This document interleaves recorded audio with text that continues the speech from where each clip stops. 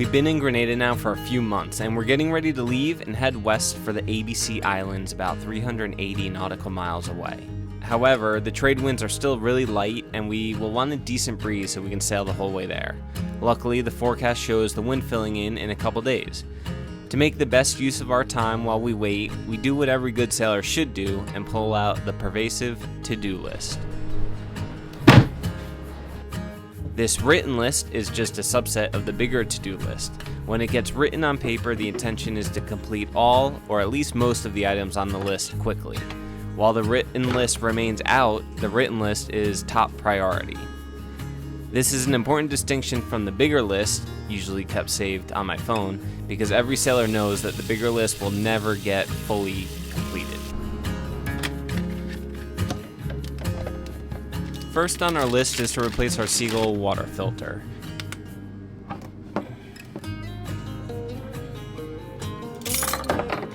These high-quality filter cartridges are rated for 1,000 gallons, but actual capacity depends on the quality of water it's filtering. The manual suggests replacing the cartridges when flow rate decreases, foul taste or odors become apparent, or annually otherwise.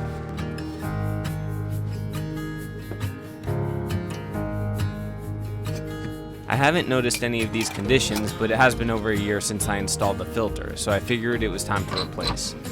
Although I didn't notice the flow rate to be poor, it certainly was a big difference compared to the strong flow of water with the new filter.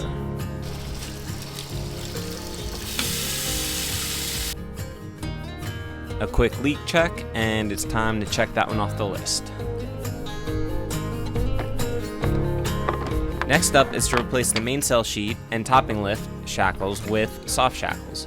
Originally, the holes for these shackles at the end of the boom were sleeved with stainless steel bushings so that the shackles wouldn't wear into the softer aluminum. However, after almost 4,000 miles of sailing, one of the bushings worked its way loose and must have broken off already, and the other one has worked its way halfway out as well. This is the perfect opportunity to replace the stainless shackles with lighter, stronger, quieter Dyneema soft shackles that won't wear into or corrode the aluminum. The only two things to worry about with soft shackles are anything that will chafe them, such as edges, corners, or anything sharp, and also UV. Ideally, the radius of anything the soft shackle is in contact with is at least the radius of the line the soft shackle is made of, or more. UV from the sun will degrade the outer layer of fibers over time, but that takes a while and they are super easy to inspect and replace if needed. UV also only degrades the outer layer of fibers, so most of the fibers retain their original strength, and these shackles are rated way stronger than they need to be here. If you've been following us for a while, you know we're never afraid to dive headfirst into projects. You probably also noticed that while we're pretty handy with fiberglass, our woodworking skills, well, let's just say there's room for improvement. That's why we're so excited about today's video sponsor, Woodworkers Guild of America. It's an amazing online community where woodworkers of all skill levels can improve their craft, learn new techniques, and explore a wide range of step-by-step woodworking projects. Woodworkers Guild of America features a vast collection of woodworking tutorials, interesting articles, project ideas, product reviews, question and answers with expert woodworkers, and lots more. These videos would have made quite a few projects on Mountain Mist a heck of a lot easier for me. For example, veneering 101 and router basics.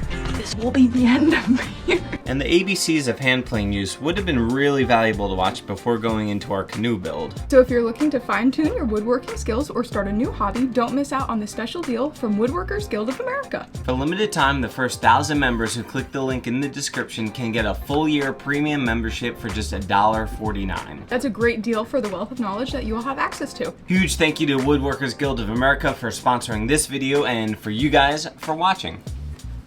Enjoy.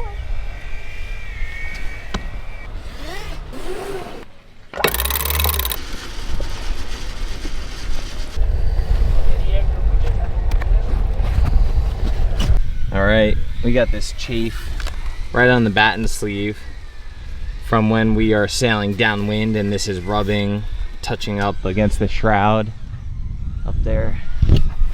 So this is not going to be a permanent fix, but at least it's just covered again. We'll try to do a better job of keeping it off the shroud, and then we'll also be able to see if it like wears through again. If it's like, I think that's the biggest risk, is if it's like the shroud's chafing into the batten itself and like we break a batten, That's the worst thing that could happen. Other than that, it's fine. Like, this is it's not like if you get a rip in the sail, you're at risk of like making that rip a lot bigger. But this is just the batten pocket. It's this piece of strap, like canvas strap under here. So it's not gonna continue to rip into the sail. It's just a separate piece. So I don't know. That'll do for now. So the canvas guys arrived with our new front awning shade with solar panels built in. So we're gonna put that up right now and test it out.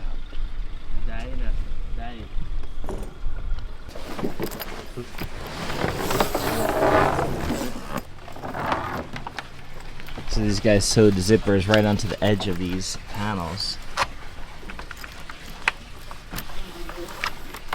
so that we can zip it into these things that they sewed into the awning.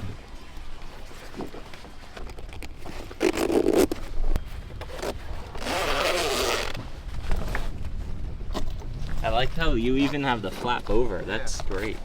So you wouldn't damage the zip, the stud. Right, okay.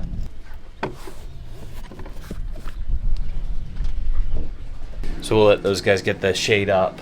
Looks awesome. I really like how they did the zippers on the edge of the solar panel. Just to be clear, we asked the manufacturer and they said they couldn't recommend zippering or sewing into the edges of the solar panel. But I think they said something like it's probably fine if you keep it really close to the edge. But they just didn't want to recommend doing it. But we know like Nanji, if you guys follow them on YouTube, they've done it and it worked out well for them. And it seems like you could do it and you're not like gonna compromise the solar panel. So hopefully, and again, like Nanji did, it's holding up for them fine. So hopefully it holds up in the long term. And it's cool they have the little flap over the zippers so that it protects the zippers from the sun and the salt and everything. So we'll let them get it up and then we'll come out and check it out and see if we need to make any changes or whatever.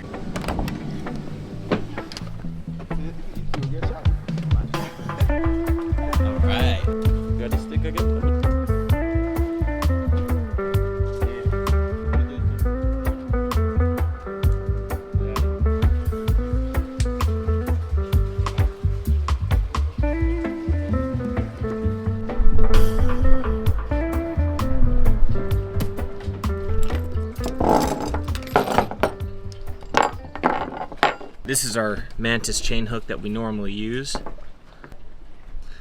That's been working really, really well, but Mantis just sent us their M3 chain hook. And as of right now, as of this recording, I don't even think this is out yet, but they sent it to us so that we could test it out, give them some feedback, and just try it out. So we're gonna install that. We're not gonna test it today fully, but we will in the future next time we drop the anchor. But we'll get it ready right now so it's ready to go. We have to take this guy off. It's gonna be a pain.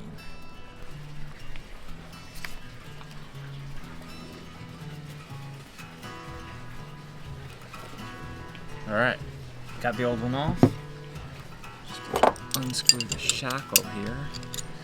And I should probably have thimbles on these, stainless thimbles, but the diameter is pretty similar to this diameter, so if the diameter is equal, you're not really losing any braking strength by not having thimbles, and it's pretty close, as long as they're not chafing. This diameter is a little bit smaller than this diameter, so we will lose a little bit of braking strength, but I think it'll be pretty minimal. Honestly, I really like not using stainless hardware whenever possible.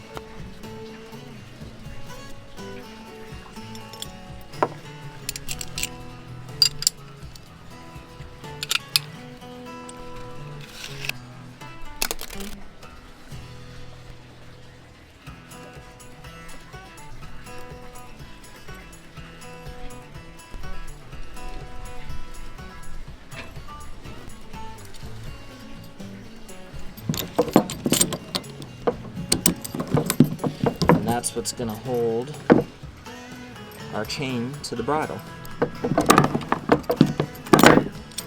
At think one of the reasons they probably came out with this one is because people probably kept breaking these rubber straps, which honestly we've never had a problem with.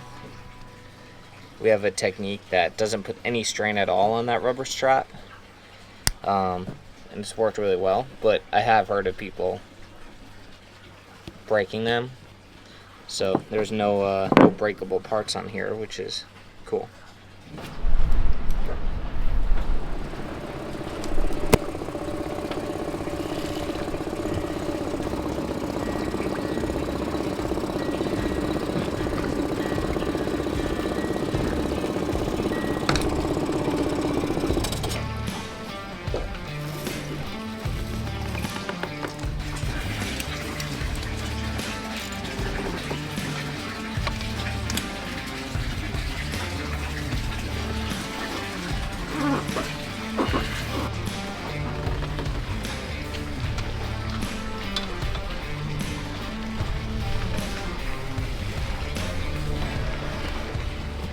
Alright, got it. Here she is. Water pump is right in here. We gotta replace that first. And then we'll actually change the gear oil while it's off the engine. Make it a little bit easier for ourselves. Alright. We got the lower unit off. The water pump impeller is right in there. And first thing we have to do is just take this housing off.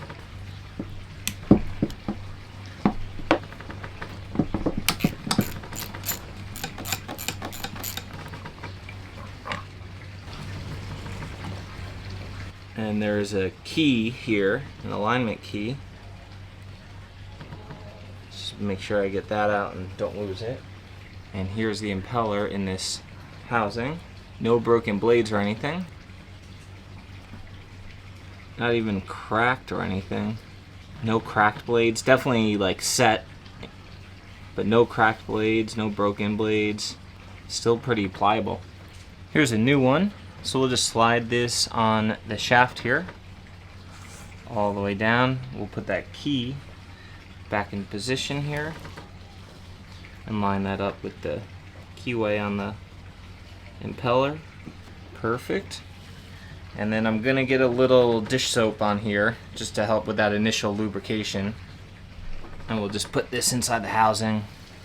Just spread it in there. We'll spread it all in here a little bit too, just so those first few RPMs, when it's dry, doesn't like want to burn out the impeller or anything.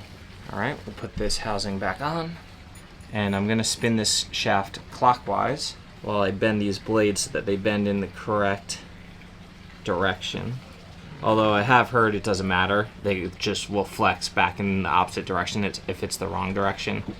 And I believe that. I've seen tests, but might as well just play it safe and do it that way. And then we'll put this guy back on, and you can feel it. There's these two little tabs here on this pump impeller housing, and there's two little tabs in this plastic piece, and you could kind of subtly feel them drop into place. There we go. Drops right in. That's all lined up. I'm just getting a little anti-seize on these bolts before I put them back into place.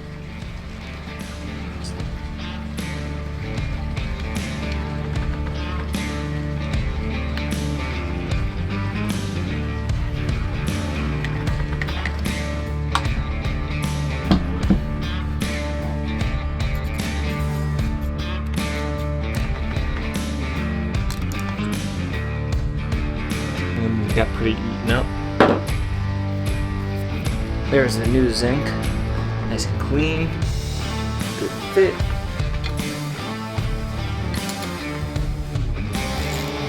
We're also going to do the lower unit oil.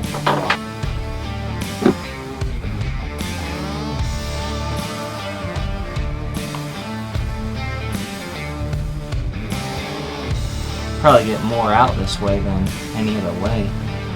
Like normal.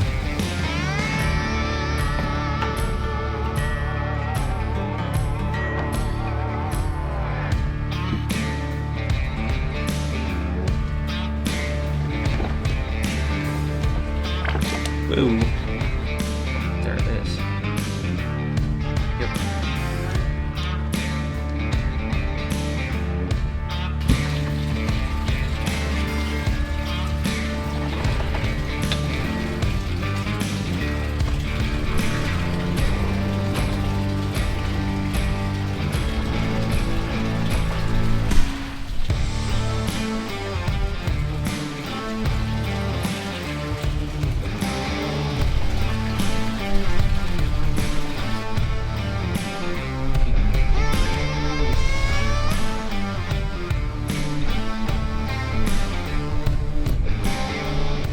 you guys, next on the list.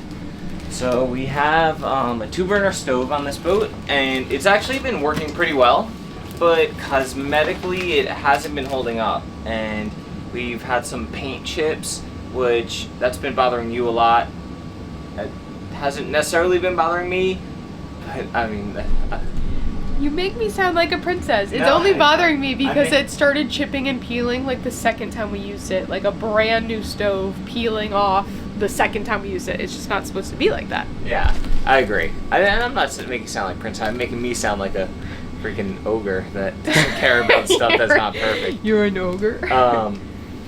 But I'm mostly concerned with that. Like, I don't know if it's stainless underneath. I just don't want it to be like some sort of mild steel underneath the paint and like just start rusting, which it hasn't done. But so that, and then like the dials are just like a chrome sticker and they're like peeling off. So Seawind was awesome enough to make sure we got a new one here in Grenada. And I don't know, I haven't got a straight answer whether it's the same one or maybe they sent us a complete stainless steel version that's like not painted. I'm not sure. So functionally the stove is fantastic, and you know, Steven's been great about sending us a replacement for the cosmetic stuff. But we have another issue, which is the oven, which has not been working fantastic. So the oven basically has been getting incredibly hot on the outside of the oven, makes the whole countertop incredibly hot. You cannot even touch parts of the oven, otherwise you'll burn yourself. Like Sarah bumped into it the other day after it's been on for 30-40 minutes or something and burned her butt, and that's just not, I mean, on a cruising boat that's not safe. Like so we haven't gotten a straight answer yet from Seawind or Inu, the company, whether that these temperatures that we're seeing are as expected and that's normal, or if something is wrong. We're thinking that maybe all that heat from the oven, like coming up into the stove, might be what's like peeling the sticker off the dials. They also sent some like just random replacement parts as well, which is awesome. I'll say, like, it's been for like simple things, like, you know, I mean, sometimes it takes a few follow-ups, but to get like spare hinges and stuff, some were rusting because one of our hatches were leaking. It let salt water in and it like dripped down into the cabinet and like rusted out the hinges immediately, or surface rust. They send a bunch of spare hinges, and like that kind of stuff has been really easy to get Seawind to replace. I just like send an email, and sometimes it takes a few follow-ups just to actually get it sent. I think they kind of wait for a few things to come together, me requesting a few replacement parts before they send it. But like that's been very straightforward. Some stuff hasn't been straightforward. Like, I guess the oven can't really get straight answers. It's kind of up to us to figure out what the actual problem is, and then like present potential solutions. And then if we do that, if we do all that legwork, Seawind is usually pretty open to fulfilling one of those potential solutions. So I guess that's what we gotta do with the oven. This looks to be the same exact stove that we have, which is good, except I think these problems are just gonna happen again, don't you? The other stove that is on a lot of Seawinds is a 3-burner, and Stainless steel. it's all stainless. That grate is easier to get off, so I like it better. However, we never cook 3 things at a time, and it makes your area a little smaller. Yeah, we used it on one of the charter boats, and I didn't find it extremely functional, like With the 3 burners. for the 3-burner stove. Like, it was hard to cook three things at once on it. So I don't mind the 2-burner. 2-burner is nice, but I just wish it was all stainless. yeah, like this wasn't painted. This was just stainless. Yeah. It'd be nice. With all of these warranty issues and stuff like that, I really like to get to the base of the problem, because we could just replace the stove and that's great, we have a brand new stove, but you know, if it is something that's causing the dials to peel and causing the paint to chip, like it's just gonna happen again. It's just a waste. So I really like to figure out what the actual problem is. I mean, one of the problems with this, which is why the paint's chipping, is that to clean underneath it, you gotta pull this grate out, and it kind of like, it just wears on the paint where it's touching when you pull it in and out. And there's no human possible that can cook and not get an itty bitty itsy bitsy piece of anything under there. You have to pull it out every time you cook. So I don't really know what we should do. I guess what we should do is we'll just install it and see what happens, I guess. I mean, pretty easy install, honestly. The other one's not even glued in or caulked in or anything. So just pop the other one out, take the propane line off, put the propane line on, pop this one in, test it, make sure it works, and then we will silicone around the edge on this one because like the countertop does get wet, get like food and grime on it, so like we just don't want that getting under. When we take the old one out, we'll probably see like some grime underneath the countertop because it wasn't caulked. I didn't get a chance to replace the stove yet either today, so we'll do that tomorrow. But yeah, this doesn't do well according to its directions with like super reflective surfaces. But let's just see if we get a sense. Like that oven door is saying like 127. Here this wood is saying 104, 105. Like that's fine, 105 degrees Fahrenheit. But then you go above it, now that's 127. We'll go in the middle, 160 Fahrenheit. 160, and then we'll try to get that gel coat. 151. 160 just seems so hot. 156. And like I guarantee, like touching this and touching, like I can't hold it on my finger on it for longer than a second without like getting physical burns. But that's what happened the other day. Like we were sailing and I was like roasting an eggplant or something, and I was cooking, like making something here, and a wave came and I hit this and like my whole butt got like 3rd degree, like I don't know, physical blistering burns. It was not 3rd degree What burn. is it called when you blister? Whatever. degree. I got a burn where it physically showed on my skin and blistered. I don't know what degree it is, but... Right. All right.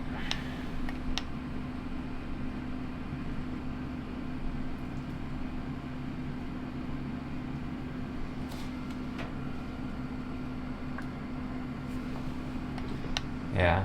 And then let's see this here.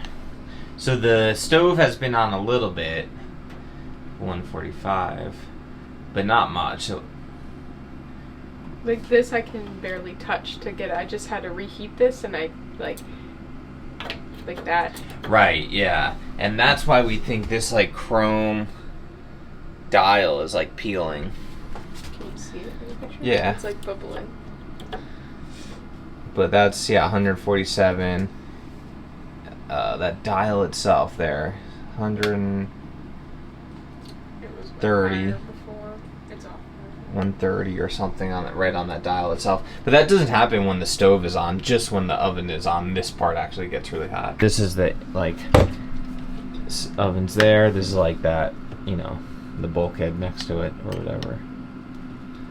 So yeah, 111, 112, 113. We've been cooking ribs on like 250 degrees. It's not like I'm baking bread on like 400. This is like cooking like low inside temperature. We're just trying to figure out if that's normal, if that's as expected. If it is, alright, that's not great. It's not a good design. Like, I feel like on a boat that's moving around, you shouldn't have the risk of bumping into something like that, like pretty easily, and then burning yourself. And if it's not supposed to be that way, then we just need to find a solution or a different unit or whatever the cause of that problem is. And that's just what we're trying to do with this thing. Alright guys, we're going to replace this stove right now. And the first thing I have to do is, it looks like I have to disconnect the propane line from the back because it doesn't look like a flexible line. So I tried to like lift this out, but it's being restricted by that propane line, so I gotta go into the access plate, which is through here, and disconnect the propane line. Looks like even if I can get through this access, that's gonna be a big pain to take that propane line off. The easiest thing to do might be take the oven out, but this oven's also gonna be restricted by the propane line into the oven. I don't know, give me a minute here.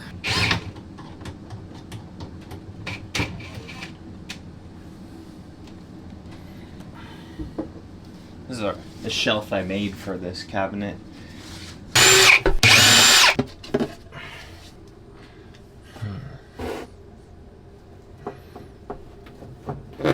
Yeah, I think we're gonna have to take the oven out. That's gonna be our easiest way to access back there.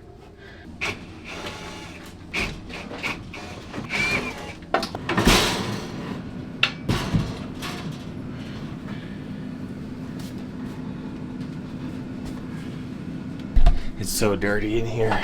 All the seeds and stuff that, like, when we're toasting like bagels in the oven, all the seeds fall to the bottom and they just land right here. That's what it looks like inside the oven. So that's our connection to the stove. See, this is like some sort of hard connection. This is like, I don't know if it's a copper pipe, maybe just sheathed in this plastic material. But then this, and I don't know if, I mean, this is flexible, obviously, so we can take that oven out without a problem. So I can't tell if this is burnt or not. This is literally where, like, this edge of the oven touches on the wood. It kind of looks, yeah, it definitely looks like it's burnt into the wood a little bit. Just like the way you would put a hot iron. And then back here is for sure burnt, but I don't know if that's just like a saw blade burn from when they cut out this open for the stove. I'll give you guys a wider view here. Or if that's burnt from the heat from the oven. So it's all up and down this whole thing above me here. It's only in that one spot. It's not like here. I mean, it is where the thickest wood is. So, let me know what you guys think. Is that a saw blade burn?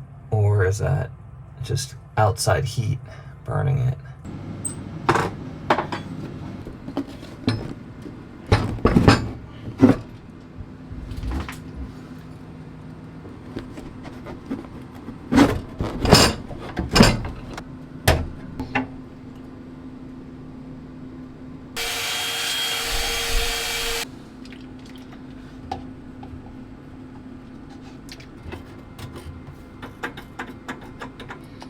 Yeah, there's no leaks. So we should be good.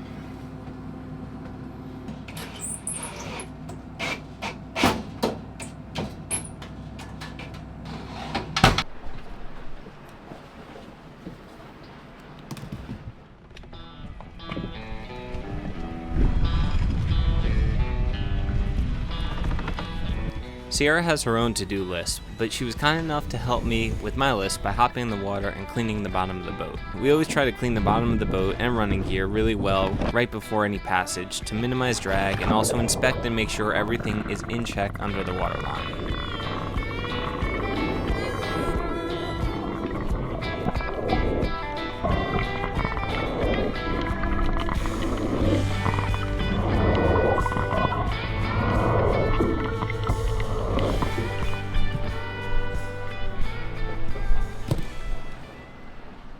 What happened? Brand new stove peeled again. So I was cooking bread on 450 this time, and the first time we used it, it just peeled right away. So it's obviously the oven getting too hot problem. It's not really the oven getting too hot, it's just the external temperatures around it are getting too hot. Or maybe that's acceptable. We just haven't gotten a straight answer from them if those temperatures that we're seeing around here are expected. And if they are, then just that dial can't handle those temperatures, and I don't know. So we sent all that information to Eno and Seawind, so we're just waiting to see what they say.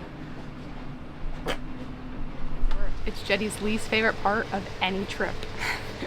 The vet visit.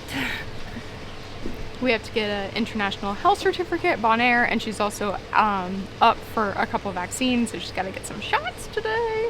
There's a couple awesome vets on the island, but we don't have a car and it can sometimes get hard to get to them, so there's one here that's called Vets on the Go, and they come to you. They're a little bit more expensive, but we use them multiple times, so they're coming to us today. Traveling with a dog on a boat is not always the easiest, and the toughest obstacle is probably all of the different requirements for different countries. Sierra has painstakingly consolidated all of her research as well as our experiences with checking a dog into different countries and their requirements, and put it all into a simple page on our website. We have ran into a number of other cruisers who have found it invaluable as reference, so if you're thinking of traveling to the Bahamas or the Caribbean with your pet, then make sure to save this article in your bookmarks tab. The link is in the description.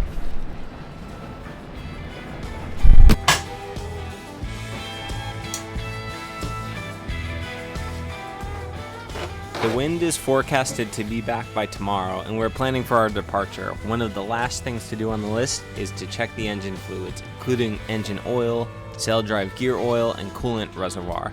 I also take a peek into the clear bowl part of the Raycor fuel filter and the seawater strainer to make sure there's no gunk or debris which could indicate a future clog.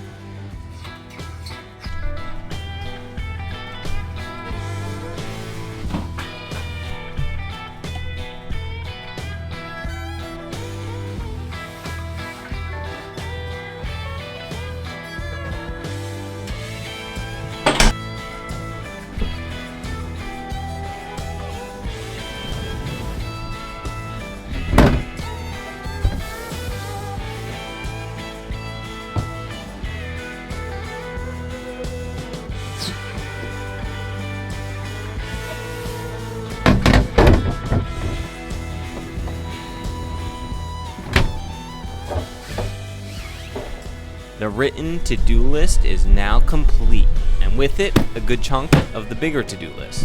The rest can wait. It's time for us to sail to a new set of islands and countries where we have never been before.